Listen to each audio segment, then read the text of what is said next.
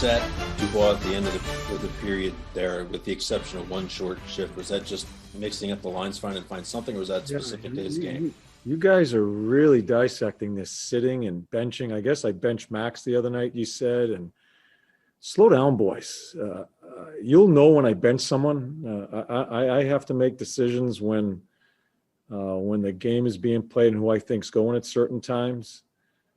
But don't try to manifest something as far as the benching. That's all part of a three-period hockey game, who gets certain minutes in the game.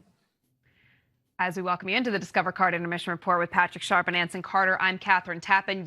You'll know when I bench someone. We have not seen Pierre-Luc Dubois till about 5 minutes to go in the first period. We haven't seen him on the ice with his teammates. Did he earn reason to be benched, Sharpie, in your mind? Well, he didn't have a very productive first period, but he didn't play very much either. And we went back and kind of looked through the shifts. I don't believe Pierre-Luc Dubois is injured. If he was injured, AC, he'd probably go back to the locker room and heal up. There he is, highlighted on our screen. KT said it, less than 5 minutes to go in the first period. This is the last time we saw P.L. Dubois. It's a cross-corner dump, going in hard on the forecheck.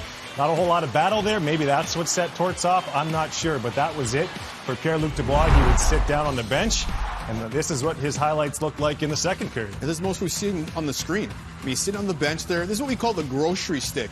And the grocery stick is when you're checking out the grocery store and you put that stick down to separate your groceries from the person next to you. Well, he's in the middle there. He's a forward. That's Werenski next to him. Before that, there's Mike Del Zotto, and there's Savard. So it's clear to me that he's not going to play in this hockey game, or he hasn't played up to this point. I think he's healthy. I didn't see him get hurt at any point, and it feels personal to me. And we talk about not playing that much. Well, Victor Hedman, Sharpie, turned the puck over his first shift, and Coach Cooper didn't sit him out.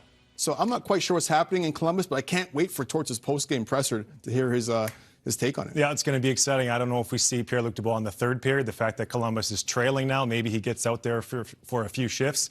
We knew Dubois was on a short list, and it almost sounded like Torts is waiting for this opportunity to sit him out. I mean, it's 5 games into the season. This is a top-line center iceman. I'd like to think that players get a chance to work themselves into shape and perform the way that they can.